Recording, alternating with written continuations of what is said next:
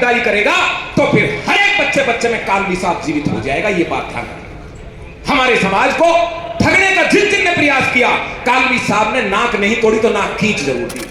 कालवी साहब ने योगी जी से क्या कहा पता है आपको? कि आपको अपने राज्य की पड़ी है, आपको अपनी सत्ता की पड़ी है, मुझे अपने समाज की पड़ी है। मेरे दो समाजों में झगड़ा हो, गुर्जर और राजपूतों में, ये मैं कभी नहीं होने दूंगा। मैं सूर्यवंशी, कसवाहा, नरूका, कुंवर राजेंद्र सिंह बसेठ, अलवर, आप सबको जो एक महानायक, विराट व्यक्तित्व श्रद्धेय ठाकुर लोकेंद्र सिंह जी कालवी साहब के इस प्रथम पुण्यतिथि में पधारे हैं, उन सबको सादर जय रघुनाथ जी की अर्ज करता हूँ। हमारे बीच राजमाता गायत्री देवी के पियर पक्ष कूच बिहार के महाराज श्री श्री अनंत देव नारायण बर्मन साहब, जो कि वर्तमान में राज्यसभा के सांसद भी हैं, वो भी विशेष रूप से कूच बिहार से दिल्ली फ्लाइट पकड़ के और दिल्ली से 4 से 5 घंटे के बाई रोड यहाँ पहुंचे हैं अपनी पूरी टीम के साथ, और कूच बिहार के बहुत से लोग भी आए हैं। उन सबको भी मैं सादर प्रणाम करता हूँ। हमारे बीच में गुर्जर समाज के बहुत ही, ये कहिए कि भगवान माने जाने वाले कर्नल किरोड़ी सिंह जी बैंसला साहब के सुपुत्र आदरणीय विजय सिंह जी बैंसला साहब हैं। सुरेश जी मिश्रा साहब थे, ब्राह्मण समाज से, सैनी समाज से हैं, कुमावत समाज से हैं। मेरे बड़े भाई राजेंद्र सिंह जी गुड़ा साहब विराजमान हैं। सरवण सिंह जी बगड़ी, जो भारतीय जनता पार्टी के प्रदेश महासचिव हैं, विराजमान हैं। अनेक अनेक सामाजिक बंधु हैं, जिनमें राधे श्याम सिंह जी तंवर हैं। हमारे EWS के चेयरमैन देवेंद्र सिंह जी भूटाटी, दुर्ग सिंह जी चौहान साहब, सभी का मैं बहुत बहुत अभिनंदन करता हूं। क्योंकि मेरा समय थोड़ा कम है, इसलिए बाकी मातृशक्ति विराजमान हैं, सभी भाई साहब भाषण दे रहे थे, सबको मैं सादर प्रणाम करता हूं।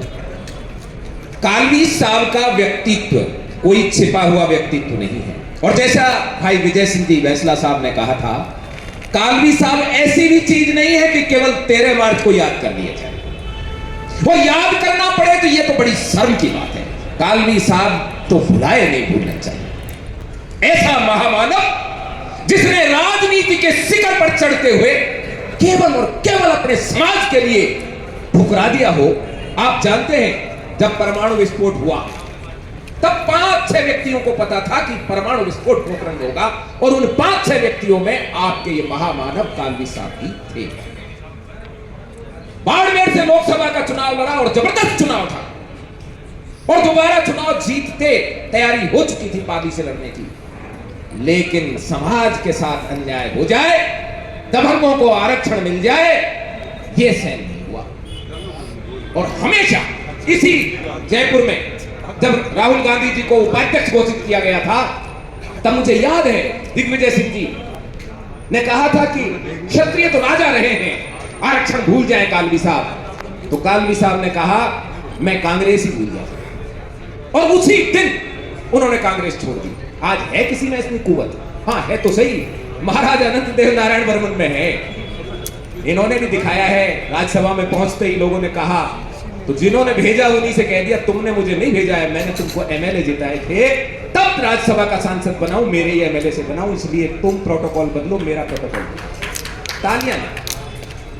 आज आवश्यकता है कि कालवी साहब की इस विरासत को हम कैसे आगे बढ़ाएं। भाई प्रताप जी कालवी, समय नहीं मिला इनको, क्योंकि कालवी साहब के अचानक ब्रेन स्ट्रोक हुआ, और हम कोई भी ये नहीं मान रहे थे कि कालवी साहब इतना जल्दी चले जाए। तो हो सकता है इनकी वो पूरी ट्रेनिंग नहीं हुई।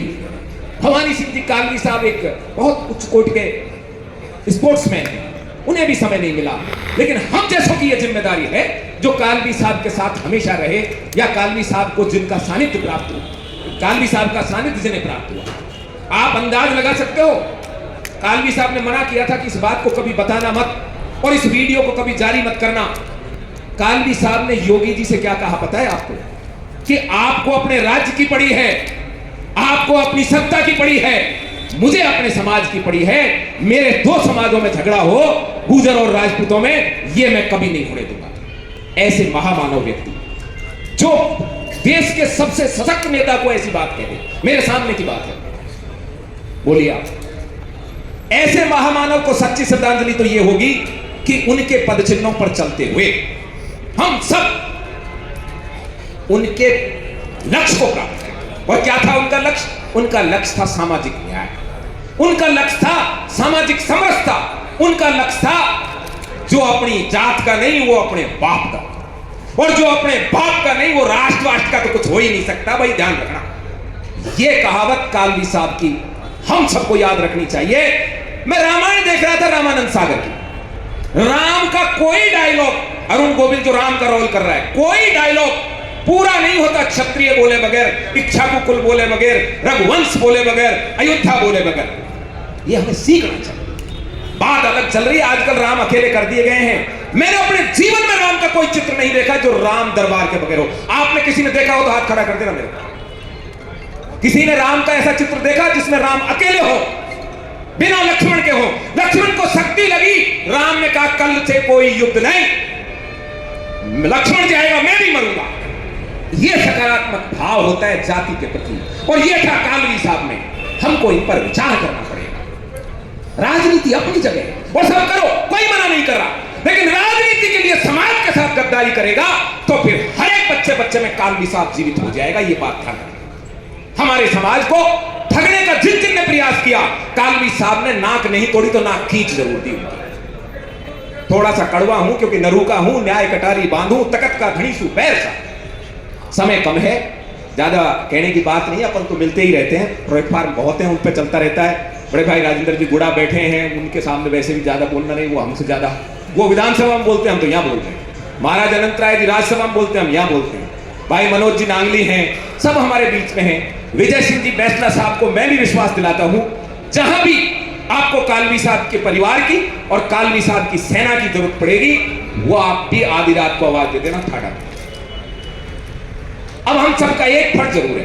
प्रताप जी इधर आइए, इधर आइए।